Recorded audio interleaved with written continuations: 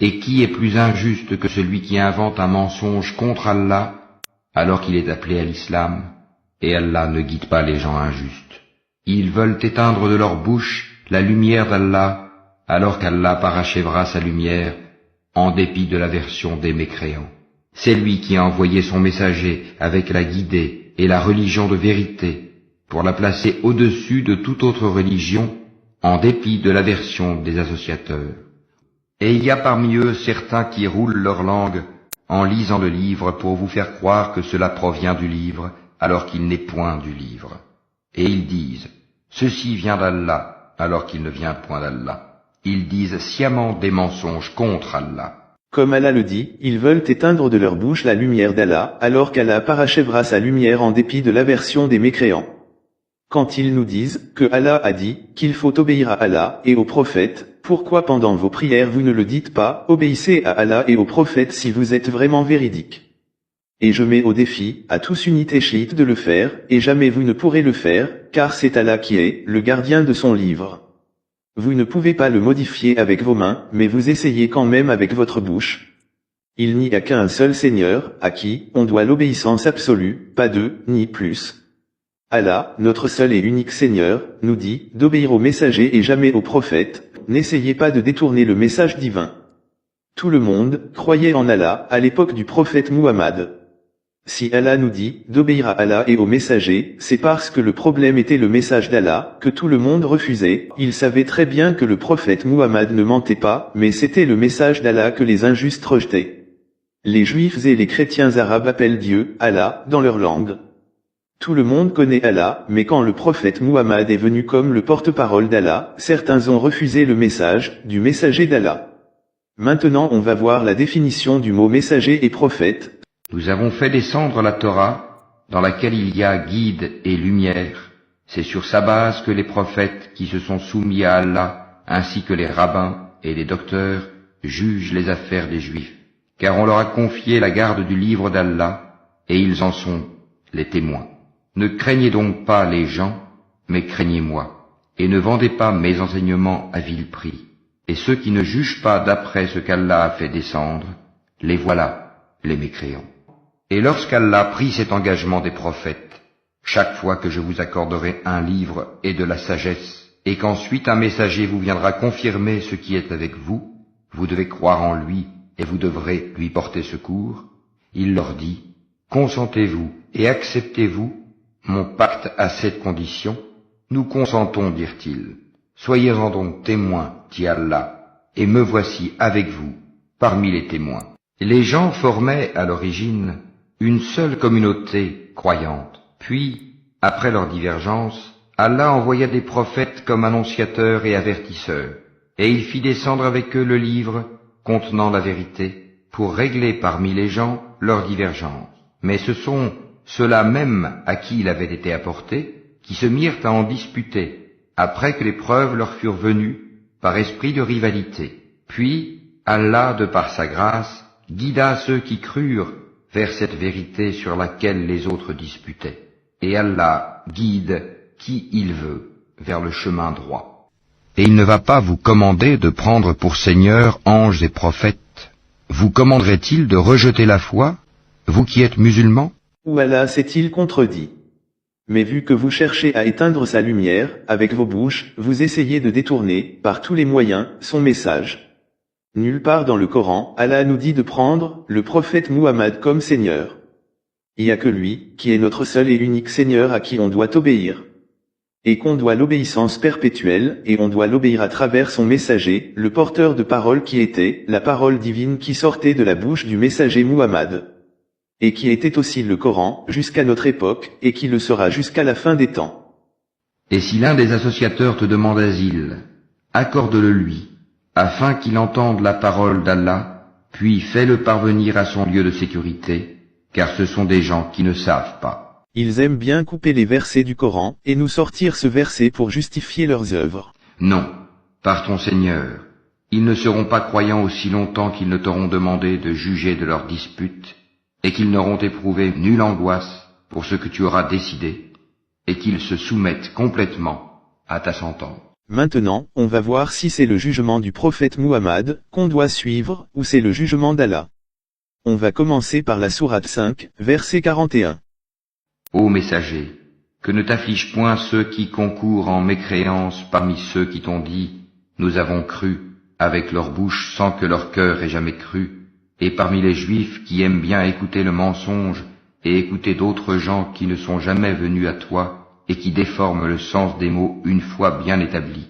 Ils disent, si vous avez reçu ceci, acceptez-le, et si vous ne l'avez pas reçu, soyez méfiants. Celui qu'Allah veut éprouver, tu n'as pour lui aucune protection contre Allah. Voilà ceux dont Allah n'a point voulu purifier les cœurs. À eux seront réservés une ignominie ici-bas, et un énorme châtiment dans l'au-delà. Ils sont attentifs aux mensonges et voraces de gains illicites. S'ils viennent à toi, sois juge entre eux ou détourne-toi d'eux. Et si tu te détournes d'eux, jamais ils ne pourront te faire aucun mal. Et si tu juges, alors juge entre eux en équité, car Allah aime ceux qui jugent équitablement. Mais comment te demanderait-il d'être leur juge quand ils ont avec eux la Torah dans laquelle se trouve le jugement d'Allah? Et puis, après cela, ils rejettent ton jugement. Ces gens-là ne sont nullement les croyants. Nous avons fait descendre la Torah dans laquelle il y a guide et lumière. C'est sur sa base que les prophètes qui se sont soumis à Allah, ainsi que les rabbins et les docteurs, jugent les affaires des Juifs. Car on leur a confié la garde du livre d'Allah, et ils en sont les témoins. Ne craignez donc pas les gens, mais craignez-moi, et ne vendez pas mes enseignements à vil prix. Et ceux qui ne jugent pas d'après ce qu'Allah a fait descendre, les voilà, les mécréants. Et nous y avons prescrit pour eux vie pour vie, œil pour œil, nez pour nez, oreille pour oreille, dent pour dent. Les blessures tombent sous la loi du talion. Après, quiconque y renonce par charité, cela lui vaudra une expiation. Et ceux qui ne jugent pas d'après ce qu'Allah a fait descendre, ceux-là sont des injustes. Et nous avons envoyé après eux Jésus, fils de Marie, pour confirmer ce qu'il y avait dans la Torah avant lui. Et nous lui avons donné l'Évangile, où il y a guide et lumière, pour confirmer ce qu'il y avait dans la Torah avant lui, et un guide et une exhortation pour les pieux. Que les gens de l'Évangile jugent d'après ce qu'Allah y a fait descendre. Ceux qui ne jugent pas d'après ce qu'Allah a fait descendre, ceux-là sont les pervers. Et sur toi, Mohammed, nous avons fait descendre le livre avec la vérité, pour confirmer le livre qui était là avant lui, et pour prévaloir sur lui. Juge donc parmi eux d'après ce qu'Allah a fait descendre. Ne suis pas leur passion, loin de la vérité qui t'est venue. À chacun de vous, nous avons assigné une législation et un plan à suivre. Si Allah avait voulu, certes, il aurait fait de vous tous une seule communauté. Mais il veut vous éprouver en ce qu'il vous donne. Concurrencez donc dans les bonnes œuvres. C'est vers Allah qu'est votre retour à tous. Alors, il vous informera de ce en quoi vous divergiez. Juge alors parmi eux d'après ce qu'Allah a fait descendre.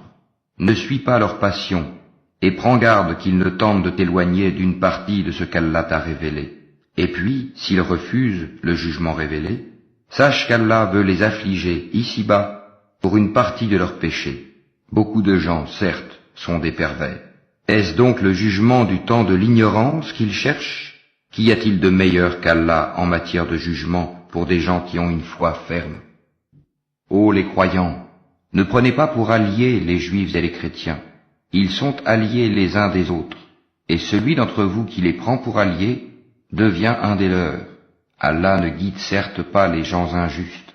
Tu verras d'ailleurs que ceux qui ont la maladie au cœur se précipitent vers eux et disent « Nous craignons qu'un revers de fortune ne nous frappe, mais peut-être qu'Allah fera venir la victoire ou un ordre émanant de lui. » Alors, ceux-là regretteront leurs pensées secrètes, et les croyants diront « Est-ce là ceux qui juraient par Allah de toute leur force qu'ils étaient avec vous? Mais leurs actions sont devenues vaines, et ils sont devenus perdants. Ô les croyants, quiconque parmi vous apostasie de sa religion, Allah va faire venir un peuple qu'il aime, et qui l'aime, modeste envers les croyants, et fier et puissant envers les mécréants, qui lutte dans le sentier d'Allah, ne craignant le blâme d'aucun blâmeur. Telle est la grâce d'Allah, il la donne à qui il veut. Allah est immense et omniscient. Vous n'avez d'autre allié qu'Allah, son messager, et les croyants qui accomplissent la salat s'acquittent de la zakat et s'inclinent devant Allah. Et quiconque prend pour allié Allah, son messager et les croyants, réussira, car c'est le parti d'Allah qui sera victorieux. Nous n'avons envoyé de messagers que pour qu'ils soient obéis par la permission d'Allah. Si, lorsqu'ils ont fait du tort à leur propre personne, ils venaient à toi en implorant le pardon d'Allah, et si le messager demandait le pardon pour eux, ils trouveraient certes Allah très accueillant au repentir, miséricordieux. Non, par ton Seigneur, ils ne seront pas croyants aussi longtemps qu'ils ne t'auront demandé de juger de leurs disputes, et qu'ils n'auront éprouvé nulle angoisse pour ce que tu auras décidé, et qu'ils se soumettent complètement à ta sentence. Il ne conviendrait pas à un être humain à qui Allah a donné le livre, la compréhension et la prophétie, de dire ensuite aux gens « Soyez mes adorateurs à l'exclusion d'Allah », mais au contraire il devra dire « Devenez des savants, obéissant au Seigneur, puisque vous enseignez le livre et vous l'étudiez. Et il ne va pas vous commander de prendre pour Seigneur anges et prophètes. Vous commanderait-il de rejeter la foi, vous qui êtes musulmans ? Et lorsqu'Allah prit cet engagement des prophètes, chaque fois que je vous accorderai un livre et de la sagesse, et qu'ensuite un messager vous viendra confirmer ce qui est avec vous, vous devez croire en lui et vous devrez lui porter secours. Il leur dit, consentez-vous et acceptez-vous mon pacte à cette condition. Nous consentons, dirent-ils. Soyez-en donc témoins, dit Allah, et me voici avec vous, parmi les témoins. Quiconque ensuite tournera le dos, alors ce sont eux qui seront les pervers. Désire-t-il une autre religion que celle d'Allah ? Parmi les hommes, il en est qui prennent en dehors d'Allah des égaux à lui, en les aimant comme on aime Allah. Or les croyants sont les plus ardents en l'amour d'Allah. Quand les injustes verront le châtiment, ils sauront que la force tout entière est à Allah, et qu'Allah est dur en châtiment. Les Juifs aiment le prophète Moïse, comme on aime Allah, les chrétiens aiment beaucoup le prophète Jésus, comme on aime Allah, et les musulmans aiment beaucoup le prophète Muhammad, comme on aime Allah. Après vous pouvez nier, comme d'habitude, parce que vos seigneurs vous font croire qu'il y a que les autres, qui sont égarés, et qui sont mécréants, et associateurs, mais pas vous, vous êtes sauvés avec la fameuse shahada. La shahada des hypocrites, et bizarrement c'est le premier pilier de l'islam. Allah reproche cette parole aux hypocrites, et derrière il vous la donne comme pilier de l'islam. Posez-vous vraiment les bonnes questions, et dans tout le Coran c'est les gens qui faisaient le témoignage de la shahada, qui après cela devenaient mécréants, en rejetant la foi pour aller suivre autre chose que la vérité. Réfléchissez très bien. Quand les hypocrites viennent à toi, ils disent « Nous attestons que tu es certes le messager d'Allah. Allah sait que tu es vraiment son messager. » Et Allah atteste que les hypocrites sont assurément des menteurs. Ils prennent leur serment pour bouclier et obstruent le chemin d'Allah. Quelle mauvaise chose que ce qu'ils faisaient. C'est parce qu'en vérité ils ont cru puis rejeté la foi. Leurs cœurs donc ont été scellés, de sorte qu'ils ne comprennent rien. Très certainement, nous vous éprouverons par un peu de peur, de faim et de diminution des biens, de personnes et de fruits, et fais la bonne annonce aux endurants, qui disent, quand un malheur les atteint, certes, nous sommes à Allah, et c'est à lui que nous retournerons. Ceux-là reçoivent des bénédictions de leur Seigneur, ainsi que la miséricorde, et ceux-là sont les bien guidés. C'est une blague, non? Allah, notre seul et unique Seigneur, nous donne une belle invocation en cas de détresse. Et le diable, l'ennemi juré de l'homme, vient vous enseigner une parole qui nous protégera contre lui. Réfléchissez un petit peu. Ou Allah a-t-il oublié de nous informer de la meilleure des invocations? C'est juste que les diables vous jouent des tours. Comment ça, Allah a-t-il oublié de nous dire de réciter le Ayatul Kursiyu? Pourquoi Allah, au lieu de nous dire, dans son livre directement, de réciter le Ayatul Kursiyu? Il va nous dire de réciter la sourate 2, du verset 156. Vous utilisez le verset 156 de la sourate 2, que, quand vous avez des morts, mais vous oubliez le reste. Et tous les musulmans du monde utilisent le Ayatul Kursiyu pour se protéger de leur ennemi. Quelle blague! Oui, le verset de Ayatul Kursiyu n'a pas de mal, c'est une parole d'Allah, mais le problème c'est juste que ce sont nos ennemis qui vous la conseillent et mettent ça sur le dos du prophète Muhammad, c'est ce qui est plus grave encore. Mais vous préférez ignorer tout cela.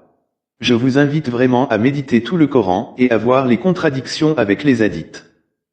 Accorde-moi un délai, dit Satan, jusqu'au jour où ils seront ressuscités. Allah dit, tu es de ceux à qui délai est accordé. Puisque tu m'as mis en erreur, dit Satan, je m'assoirai pour eux sur ton droit chemin. Puis je les assaillerai de devant, de derrière, de leur droite et de leur gauche, et pour la plupart, tu ne les trouveras pas reconnaissants. Sors de là, dit Allah, banni et rejeté. Quiconque te suit parmi eux, de vous tous, j'emplirai l'enfer. Ô homme, la promesse d'Allah est vérité. Ne laissez pas la vie présente vous tromper, et que le grand trompeur, Satan, ne vous trompe pas à propos d'Allah. Le diable est pour vous un ennemi. Prenez-le donc pour ennemi. Il ne fait qu'appeler ses partisans pour qu'ils soient des gens de la fournaise. Ceux qui ont mécru auront un dur châtiment, tandis que ceux qui croient et accomplissent les bonnes œuvres auront un pardon et une grosse récompense. Et quand ton Seigneur tira une descendance des reins des fils d'Adam et les fit témoigner sur eux-mêmes, « Ne suis-je pas votre Seigneur ?» Ils répondirent, « Mais si, nous en témoignons, afin que vous ne disiez point au jour de la résurrection, « Vraiment, nous n'y avons pas fait attention. » Ou que vous auriez dit, tout simplement, « Nos ancêtres autrefois donnaient des associés à Allah, et nous sommes leurs descendants après eux. Vas-tu nous détruire pour ce qu'ont fait les imposteurs ?» Et c'est ainsi que nous expliquons intelligemment les signes, peut-être reviendront-ils.